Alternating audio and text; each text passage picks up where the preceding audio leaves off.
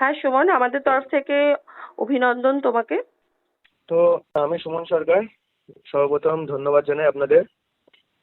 তো আজ আমি খুবই আনন্দিত যে রাষ্ট্রপতি শ্রীমতী দ্রৌপদী মুর্মুর হাত থেকে প্রধানমন্ত্রী রাষ্ট্রীয় বাল পুরস্কার পেয়ে, এবং অসংখ্য ধন্যবাদ জানাই কেন্দ্র সরকারকে যে আমাকে এত বড় একটি পুরস্কার দেওয়ার জন্য। এছাড়া আমি আরো খুশি যে রাষ্ট্রপতি এবং প্রধানমন্ত্রীকে এত কাছ থেকে দেখতে পেয়ে, তাদের সাথে এত ঘনিষ্ঠভাবে কথা বলতে পেরে। আমি তবলা বাজানোর সাথে সাথে দুস্থ ছাত্রছাত্রীদের নিজের সামর্থ্য অনুযায়ী তাদের সাহায্য করে শাস্ত্রীয় সঙ্গীতের উপর যে অনুপ্রেরণা দেওয়ার চেষ্টা করছি। কলা উৎসবে যে প্রাইজটা পেয়েছিলাম সেই মানিটা আমি তাদের মধ্যে দিয়েছি, যাতে তারা আরো ভবিষ্যতে কিছু করতে পারে।